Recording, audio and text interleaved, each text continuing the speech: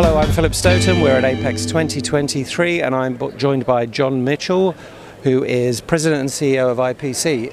Your event, and so many people here. Nice to be here in person. My first time in the US since February 2020, so quite a considerable time. Yeah, we're super excited about the show this year. Everything is back. I mean, all of the other, the general show industry was predicting, you might get to 75% this year. We're back.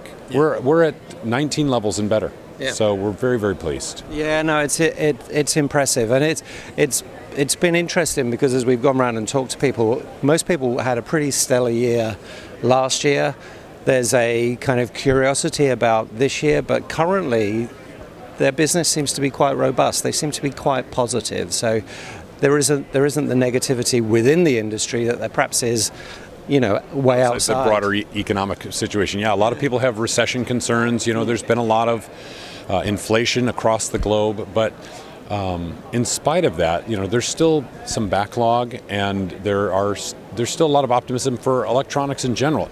We're so ubiquitous. I mean, name an industry that doesn't use electronics, and so there are opportunities. Even as certain industries may ebb and flow, there are opportunities for electronics in general. So it's a great place to be. Yeah, we're seeing increasing demand there, and actually increasing demand in places like the US thanks to some reshoring, which is perhaps due to some more unpleasant activities in terms of geopolitics, but that's moving in the right direction. One of the concerns that people have said about reshoring is that talent may be a issue in terms of putting the brakes on some reshoring, and that's something there seems to be an increasing concern about. I know the labour market, talent, hiring and firing, how you do all that is important to you, and it's the subject of your keynote today. Tell me a bit how you see talent in the industry at the moment, without doing the full 45-minute keynote. Yeah. So, or giving you all chapters of my book, right? Yeah, so there is we've struggled in the electronics industry for decades with talent challenges.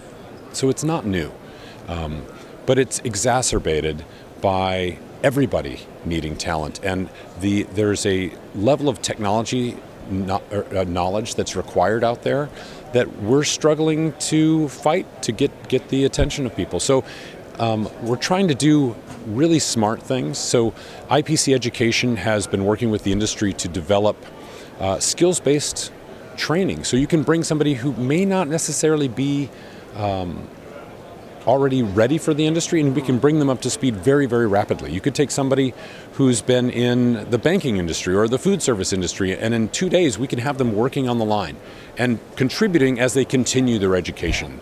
So things like that, trying to take people out of university and engineers and get them familiar with our industry with resources like that. So that has been a large focus of IPC now for several years, and it just keeps accelerating. One of the things we're most excited about is we've just launched right now free training for all of our members. So if you want to get ESD certified or take a safety course, there is industry developed courses that we provide for free that are, you get a certificate, it's serialized, so for auditing purposes, all that stuff. So we're very excited to get that out and provide that as a service to the industry, because this is things that everybody needs.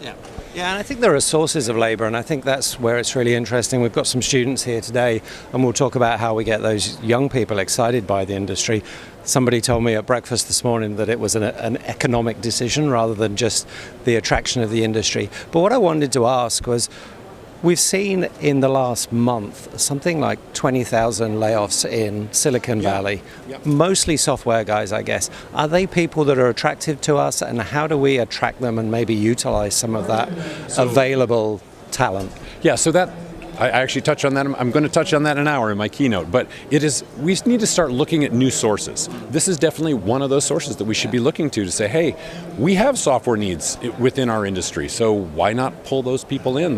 Many of them have engineering degrees, so that's an opportunity, but there's other opportunities as well. Looking to different geographic groups or ethnic groups or diverse groups, in terms of generational groups.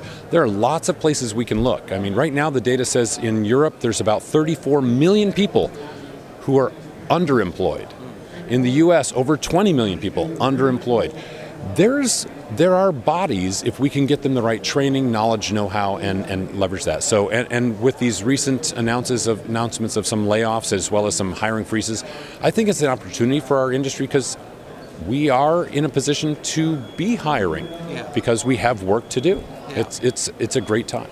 What about the way we hire people? We're as an industry, we're very traditional. It's very much the kind of 40-hour week, permanent kind of position. And a lot of young people are looking much more at the gig economy. They can do this for 20 hours. They can maybe drive Uber in the evening or do something else. We don't seem to have adapted to that world. So there are companies that are, and I think they have an advantage. We do need to figure out how we can best frame our industry so that the new this newer workforce or workforce that has different expectations. I mean, with COVID, just about everybody got used to hybrid. Yeah. And if you don't have some sort of hybrid, now it doesn't work for every position. I mean, you can't necessarily work on a line from your apartment. Yeah. But there are many positions that if you just think about it, and we had to for the last couple of years, don't disrupt that hybrid mentality in your organization because that will open more doors for some of the best people that have options now to look at other places. Yeah. So as well as bringing talent in the industry, some people are looking to adaptable automation, more digital transformation as part of the way to mitigate the shortage of talent, and that requires perhaps some of those more skilled people that we can perhaps draw out of Silicon Valley and more graduates and less operators. Do you see that as an option? You know, it's interesting.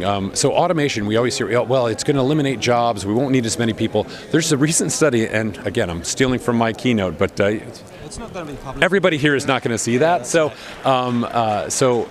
recent studies from Harvard, MIT, and Stanford have all shown that automation actually increases the number of jobs that are required. Yeah. So, yeah, we'll automate. There'll be different jobs, but there's more of them. Yeah. So we're going to be in this shortage area. You know, unemployment numbers are way down. So you need to find different and unique ways to find people and then have your organization be one that's going to be attractive to them. Yeah. And do we pay enough as an industry? Is there an economic argument? It's hard. So everybody wants, their new phone for as cheap as possible, although they've gone up in quite a bit in the last couple of years. So there are economic pressures on the supply chain, so you can only pay so much. But I see some of that adjusting with inflation happening. You're going to see goods have been going up in cost. And with that, salaries will commensurately also go up. The industry has moved up in the last couple of years. If you look at the data from 2020 versus 2022-23, we are paying more. Yeah. So we've adapted. We'll see if it's enough. Yeah.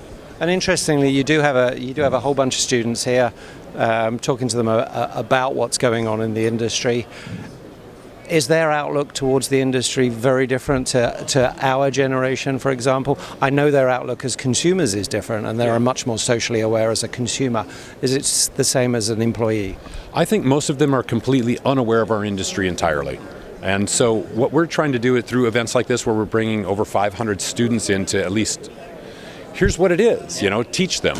But we've also created a brand new website, careersinelectronics.com, where anybody across the path can sit there and choose. I think there's over 60 careers listed in there. It'll tell you what the career does, how much it makes, what's required to work in it, gives you video clips of people doing that job. So we're trying to generate that kind of awareness out there as well, so that people at least know who we are and can make that choice. I think, in my generation, when I was looking at the industry, there was still that perception of, manufacturing is a dirty place. I think that's going away. People understand robotics, AI, 3D printing. They're like, those are cool new technologies. And so we just need to help them see that they can be part of that in the electronics manufacturing space. Yeah, and you can open a window on that for them, both here at the show, but also getting access to factories and places like that. That's right. John, pleasure to talk to you. I feel like I should still come to the keynote. I'm sure there's plenty more in there, and we'll talk again soon. Thanks. Good. Thanks, Phil.